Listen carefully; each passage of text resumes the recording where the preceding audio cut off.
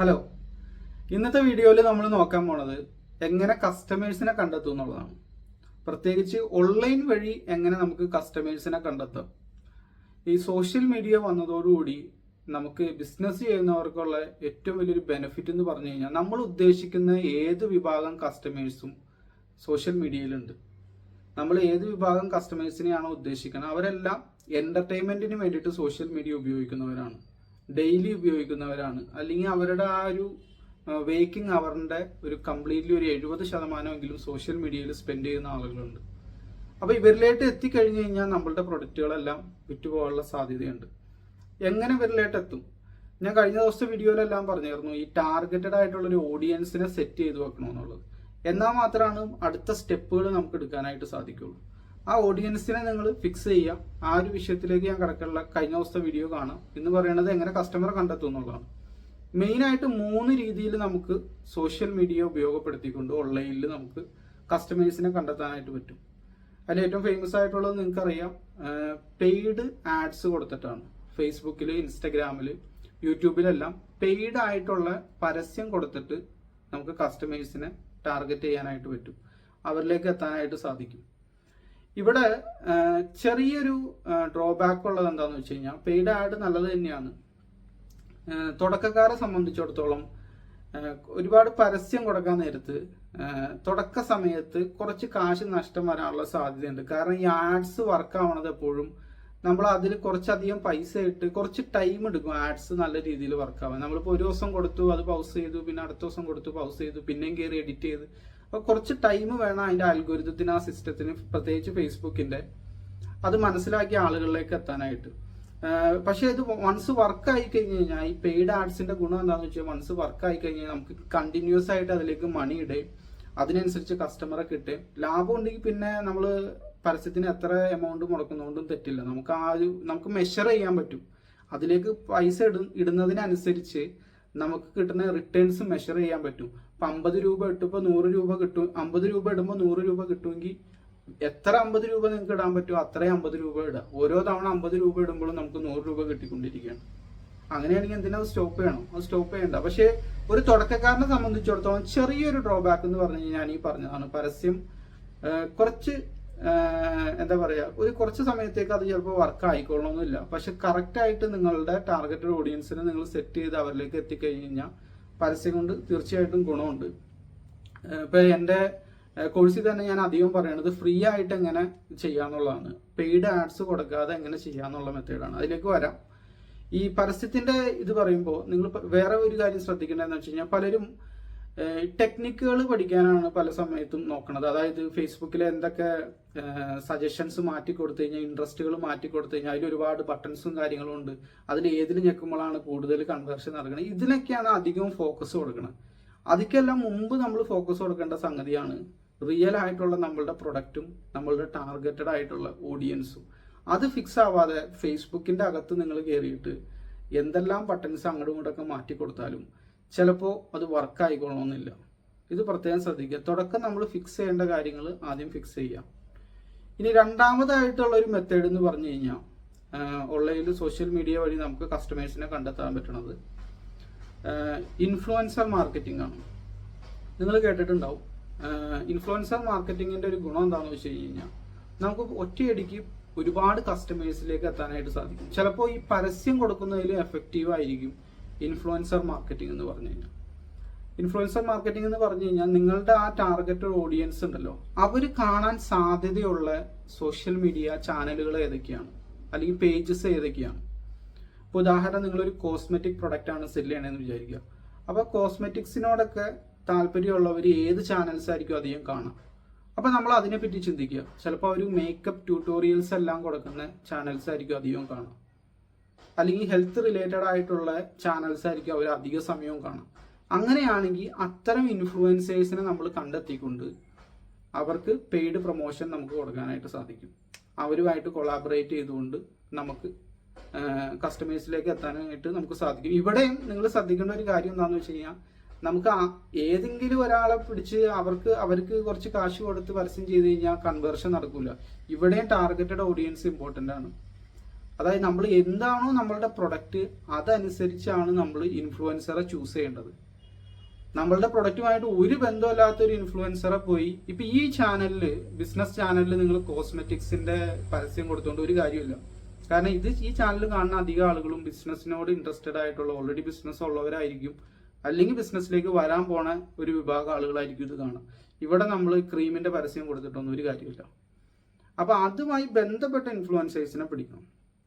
ഇനി ഞാൻ നിങ്ങൾക്ക് ഇവിടെ ചെറിയൊരു ടിപ്സ് പറഞ്ഞുതരാം. ഇപ്പൊ നിങ്ങൾ ചോദിക്കോ, ഇൻഫ്ലുവൻസേഴ്സിനൊക്കെ ഭയങ്കര റേറ്റ് ആണ്, അവർ വലിയ മില്യൺ കണക്കിന് ഫോളോവേഴ്സ് ഉള്ളവരൊക്കെ നല്ല കാശാണ് ചോദിക്കണം. അപ്പൊ അത് ഒരു തുടക്കക്കാരനായിട്ടുള്ള ഒരു ബിസിനസ്സുകാരന് പറ്റുമെന്ന് നിങ്ങൾ ചിലപ്പോൾ ചോദിച്ചേക്കാം.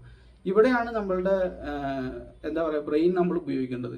ഈ പല മില്യൺ കണക്കിന് ഫോളോവേഴ്സ് ഉള്ളവർക്കും വലിയ വ്യൂസും കാര്യങ്ങളും ഒന്നുമില്ല. എത്ര വ്യൂസ് കിട്ടുന്നുണ്ടെന്നാണ് നമ്മൾ നോക്കേണ്ടത്.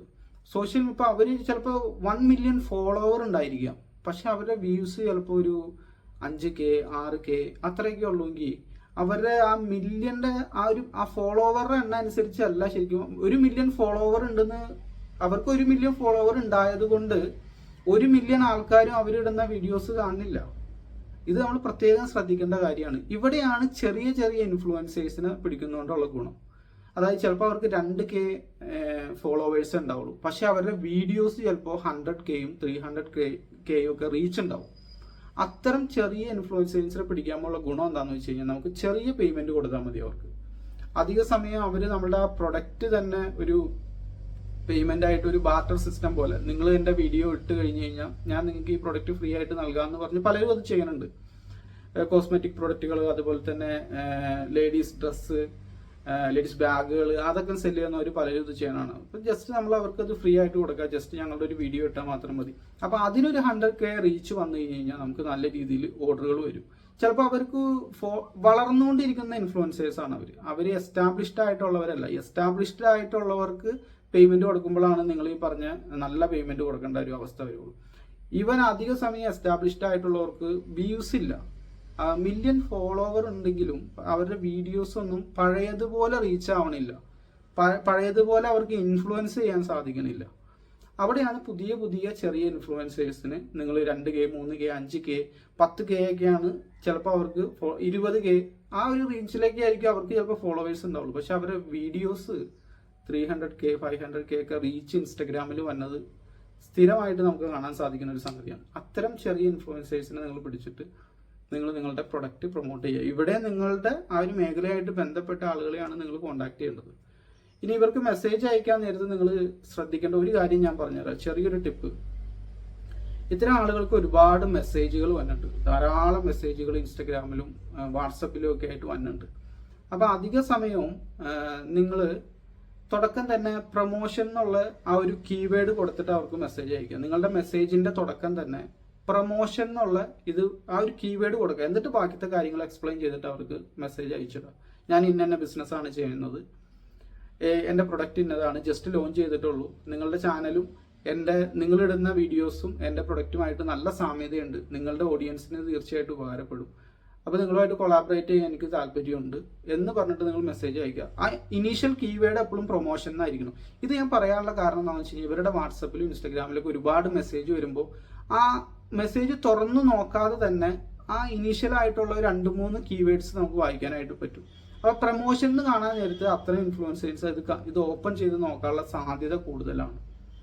കാരണം എന്താണെന്ന് വെച്ച് കഴിഞ്ഞാൽ അവർക്ക് കിട്ടുന്ന ഒരു ബെനിഫിറ്റാണ്. അവരുടെ ശരിക്കും അവര് ജീവിക്കണ ശരിക്കും പറഞ്ഞു കഴിഞ്ഞാൽ ഇത്തരത്തിലുള്ള പെയ്ഡ് പ്രൊമോഷൻസിലൂടെയാണ്. പ്ലാറ്റ്ഫോമുകളിൽ നിന്നുള്ള ആഡ് റവന്യൂവിലുപരി പെയ്ഡ് പ്രൊമോഷൻസിലൂടെയാണ് ഇവര്, അതായത് തേർഡ് പാർട്ടി ബിസിനസ്സുകളിൽ നിന്നുള്ള പെയ്ഡ് പ്രൊമോഷൻസിൽ നിന്നാണ് ശരിക്കും ഇവർക്ക് ഇൻകം വന്നത്. അപ്പോൾ പ്രൊമോഷൻ എന്ന് കാണാൻ നേരത്ത് തീർച്ചയായിട്ടും അവർ ഇഗ്നോർ ചെയ്യാനുള്ള സാധ്യത വളരെ കുറവായിരിക്കും. അപ്പോൾ അത് നിങ്ങൾ പ്രത്യേകിച്ച് ശ്രദ്ധിക്കുക. എസ്റ്റാബ്ലിഷ്ഡ് ആയിട്ടുള്ളവരെല്ലാം നമ്മൾ ഫോക്കസ് ചെയ്യണത് തുടക്കം ചെറുതായിട്ട് വളർന്നു വന്ന ആളുകളെ നമ്മൾ ഫോക്കസ് ചെയ്തിട്ട്, അതായത് നിങ്ങളുടെ ബിസിനസ്സുമായിട്ട് അതിന് സാമ്യത ഉണ്ടാവണം, അങ്ങനെയുള്ളവരെ നിങ്ങൾ മാക്സിമം ടാർഗറ്റ് ചെയ്തിട്ട് അവരിലേക്ക് എത്താനായിട്ട് നോക്കാം. ഇനി ഇതിന് എല്ലാത്തിനും ഡ്രോബാക്ക് ഉള്ള പോലെ തന്നെ ഇതിനും ചില ഡ്രോബാക്സ് ഉണ്ട്. ഇതിന്റെ മെയിൻ പ്രശ്നം എന്താണെന്ന് വെച്ച് കഴിഞ്ഞാൽ അവരുടെ ടൈമിനനുസരിച്ചാണ് നിങ്ങൾക്ക് വീഡിയോസും കാര്യങ്ങളും എല്ലാം ഇടാനായിട്ട് സാധിക്കുള്ളൂ. അവർക്ക് എപ്പോഴാണ് ഫ്രീ ടൈം കിട്ടണത് അതുപോലെയാണ് അവർക്ക് ചെയ്യാൻ പറ്റുള്ളൂ. ചിലപ്പോൾ നിങ്ങളിപ്പോൾ അവരോട് ചെറിയൊരു ഇത് പറഞ്ഞാൽ വീഡിയോയിൽ ഇതും കൂടി മെൻഷൻ ചെയ്യുമെന്ന് പറയുമ്പോൾ അവർ ചിലപ്പോൾ അത് നോ പറഞ്ഞേക്കാം. ചിലപ്പോൾ അത് വളരെയധികം കസ്റ്റമേഴ്സിന് ഉപകാരപ്പെടുന്ന കാര്യമാണെങ്കിലും അവർ ചിലപ്പോൾ നോ അത് പറയാൻ പറ്റൂല എന്ന് അവർ പറയും. നമ്മുടെ അടുത്ത് വലിയ കൺട്രോൾ ഇല്ല. പിന്നെ നിങ്ങളുടെ പ്രൊഡക്റ്റ് അവർ വീഡിയോ ഇട്ടതിന് ശേഷം എന്തെങ്കിലും ഒരു അപ്ഡേഷൻ നിങ്ങൾക്ക് കൊടുക്കണം പ്രൊഡക്റ്റിന്. അതിൽ ചെറിയൊരു മിസ്റ്റേക്ക് പറ്റി, അത് ഇത്ര സെന്റിമീറ്റർ ഇല്ല, ഇത്ര സെന്റിമീറ്റർ ഉള്ളൂ, അല്ലെങ്കിൽ സെന്റിമീറ്ററിലാണ് പറഞ്ഞത്, ശരിക്കും പറഞ്ഞാൽ വലിപ്പം ഇഞ്ചിലാണ് വരുന്നത്. അപ്പൊ അങ്ങനെ ഒരു അപ്ഡേഷൻസ് ഒക്കെ കൊടുക്കാൻ നേരത്ത് കൃത്യസമയത്ത് അവരെ കിട്ടിക്കൊള്ളണമെന്നില്ല. അതുപോലെ തന്നെ അവരുടെ ടൈം അനുസരിച്ചാണ് ഇതെല്ലാം ചെയ്യാൻ പറ്റുള്ളൂ. ഇങ്ങനെ ചില ഡ്രോബാക്സ് ഇൻഫ്ലുവൻസർ മാർക്കറ്റിങ്ങിലുണ്ട്. ഇവിടെയാണ് നമ്മളുടെ മൂന്നാമത്തെ മെത്തേഡിന്റെ ഗുണം. മൂന്നാമത്തെ മെത്തേഡ് എന്ന് പറഞ്ഞു കഴിഞ്ഞാൽ നിങ്ങൾ തന്നെ നിങ്ങളുടെ പ്രൊഡക്റ്റിനെയും ബ്രാൻഡിനെയും പ്രൊമോട്ട് ചെയ്യുന്ന ഒരു ഇൻഫ്ലുവൻസറായിട്ട് മാറാന്നുള്ളതാണ്. അത് വളരെ എളുപ്പമുള്ളൊരു സംഗതിയാണ്. അധികം ആളുകൾ ഇത് ചെയ്യണില്ല. നിങ്ങളുടെ അടുത്തൊരു പ്രൊഡക്റ്റ് ഉണ്ട്, ഒരു സ്ഥാപനമുണ്ട്, അതിന് എന്തെങ്കിലുമൊക്കെ പ്രൊഡക്റ്റ് ഒക്കെ നിങ്ങൾ സെല് ചെയ്യുന്നുണ്ടെങ്കിൽ എന്തിനും മറ്റൊരാളെ നിങ്ങൾ വെയിറ്റ് ചെയ്തിരിക്കണം. നിങ്ങൾ തന്നെ യൂട്യൂബിൽ ഒരു ചാനൽ ഉണ്ടാക്കുക, ഫേസ്ബുക്കിൽ ഒരു പേജ് ഉണ്ടാക്കുക, ഇൻസ്റ്റാഗ്രാമിൽ ഒരു പേജ് ഉണ്ടാക്കുക. ഇതൊന്നും വളരെ എളുപ്പമുള്ള ഒരു സംഗതിയാണ്. അധികം ആളുകളും ഇത് ചെയ്യണില്ല എന്നുള്ളതാണ്. അധികം ആളുകളും ഇത് ചെയ്യാറില്ല. അവർ മറ്റ് പ്രൊമോഷൻ മെത്തേഡുകളുടെ പുറകെയാണ് പോകുന്നത്. ഒരു പേജ് ഉണ്ടാക്കുക, ജസ്റ്റ് നിങ്ങളുടെ ബ്രാൻഡ് നെയിം എന്താണെന്ന് നോക്കാം, ബ്രാൻഡ് നെയിം അനുസരിച്ച് ഒരു പേജ് ഉണ്ടാക്കുക, അതിനൊരു ഡിസ്ക്രിപ്ഷൻ കൊടുക്കുക, യൂട്യൂബിൽ ഒരു ചാനൽ ഉണ്ടാക്കുക, കണ്ടിന്യൂസ് ആയിട്ട് വീഡിയോ ചെയ്തുകൊണ്ടിരിക്കുക, ഇൻസ്റ്റഗ്രാമിൽ നിങ്ങളൊരു പേജ് ഉണ്ടാക്കുക, കണ്ടിന്യൂസ് ആയിട്ട് വീഡിയോസ് ചെയ്യുക. അതിൻ്റെ ടൂൾസ് എല്ലാം ഓൾമോസ്റ്റ് എല്ലാം ഫ്രീ ആയിട്ട് നമുക്ക് അവൈലബിൾ ആണ്. പക്ഷെ പലരും ഇത് ചെയ്യണില്ല. ഇവിടെയാണ് ശരിക്കും പറഞ്ഞാൽ നിങ്ങൾക്കുള്ള ഒരു ഓപ്പർച്യൂണിറ്റി എന്ന് പറഞ്ഞു കഴിഞ്ഞാൽ. കാരണം അധിക ബിസിനസ് ഓണേഴ്സും നിങ്ങളുടെ ഇൻഡസ്ട്രിയിൽ ഇത് അധിക പേരും ചെയ്യുന്നില്ലെങ്കിൽ നിങ്ങൾ ഇതിലേക്ക് ഇറങ്ങിക്കഴിഞ്ഞാൽ തീർച്ചയായിട്ടും നിങ്ങൾക്ക് ഒരു വിസിബിലിറ്റി കിട്ടും. അവിടെ നിങ്ങളവിടെ നിങ്ങളുടെ ടാർഗറ്റഡ് ആയിട്ടുള്ള ഓഡിയൻസിന്റെ മുമ്പിൽ നിങ്ങൾ വിസിബിൾ ആയി ഇത് ചെയ്യാൻ നേരത്ത്. ഇത് അധികം ആളുകളും ചെയ്യുന്നില്ല. ഇനി ഞാൻ ഈ പറഞ്ഞ മൂന്നെണ്ണത്തിൽ ഏറ്റവും ബെസ്റ്റ് ഏതാണെന്ന് ചോദിച്ചു കഴിഞ്ഞാൽ അതിന് എൻ്റെ അടുത്ത് വലിയ മറുപടിയൊന്നുമില്ല. ബെസ്റ്റ് ഏതാണെന്ന് നോക്കുന്നതിലും നല്ലത് എന്തുകൊണ്ട് മൂന്നും കൂടി ചെയ്തുകൂടാ എന്നുള്ള ചോദ്യമാണ് നമ്മൾ ചോദിക്കേണ്ടത്. മൂന്നും കൂടി ചെയ്യാൻ നേരത്ത് നമുക്ക് മൂന്നിൽ നിന്നും ബെനിഫിറ്റ് ഉണ്ടെങ്കിൽ എന്തിനാണ് ഒരെണ്ണത്തിനെ മാറ്റി നിർത്തുന്നത്? നമുക്ക് മൂന്നും കൂടി ചെയ്യാൻ സാധിക്കുമെങ്കിൽ മൂന്നും കൂടി ചെയ്യാം. അതിൽ അവസാനം പറഞ്ഞതാണ് ചില ആളുകൾക്ക് മടിയുള്ളത്. കാരണം ഫേസ് എല്ലാം കാണിച്ച് സോഷ്യൽ മീഡിയയിൽ വീഡിയോ ഇടാന്ന് പറഞ്ഞു കഴിഞ്ഞാൽ അധികം ആളുകൾക്കും ഇച്ചിരി മടിയുള്ളൊരു കാര്യമാണ്. കമന്റ് ഒക്കെ ഇടാനുള്ള ധൈര്യമുണ്ട്, പക്ഷെ വീഡിയോ ഇടാനുള്ള ധൈര്യം അവർക്ക് അധിക പേർക്കും ഇല്ല. ഈ ഫേസ് കാണിച്ച് വീഡിയോ ഇടുന്നതിൻ്റെ ഒരു ഗുണം എന്താണെന്ന് വെച്ച് കഴിഞ്ഞാൽ ഫേസ് പോലെ ട്രസ്റ്റ് തന്നെ വേറൊരു സംഗതിയില്ല. കാരണം ആ ഒരു സ്ഥാപനത്തിന്റെ നിങ്ങൾ തന്നെ ഒരു പേഴ്സണൽ ബ്രാൻഡായിട്ട് നിങ്ങൾക്ക് മാറാനായിട്ട് സാധിക്കും. നിങ്ങളുടെ ഇപ്പം എന്തെങ്കിലും പ്രൊഡക്റ്റോ സർവീസോ ഉണ്ടെങ്കിൽ നിങ്ങൾ തന്നെ പ്രസന്റ് ചെയ്ത് പറയുമ്പോൾ ഫേസ് ഉള്ളപ്പോൾ ഫേസിനോട് ആളുകൾക്ക് ട്രസ്റ്റ് കൂടുതലായിരിക്കും. അപ്പം ഇങ്ങനെ ചില ബെനിഫിറ്റുകൾ ഉണ്ട്. നിങ്ങൾ തന്നെ സോഷ്യൽ മീഡിയയിൽ നിങ്ങളുടെ പ്രൊഡക്റ്റ് പ്രൊമോട്ട് ചെയ്യാൻ നേരം നിങ്ങൾക്ക് മറ്റതും ചെയ്യാം, ഇൻഫ്ലുവൻസർ മാർക്കറ്റിങ്ങും ചെയ്യാം, അതുപോലെ തന്നെ പെയ്ഡ് ആഡ്സും കൊടുക്കാം. ഇത് മൂന്നും കൂടി കമ്പൈൻ ചെയ്ത് ചെയ്യാൻ നേരത്ത് കുറെ കൂടി പവർഫുൾ ആയിരിക്കും, അധികം കസ്റ്റമേഴ്സിലേക്ക് എത്താനായിട്ട് സാധിക്കും. അപ്പോൾ ഇന്നത്തെ വീഡിയോ ഉപകാരപ്പെട്ടു എന്ന് വിചാരിക്കുന്നു. ഇതുപോലുള്ള മറ്റ് ബിസിനസ് വിശേഷങ്ങളുമായിട്ട് വീണ്ടും കാണാം. Thank you for watching.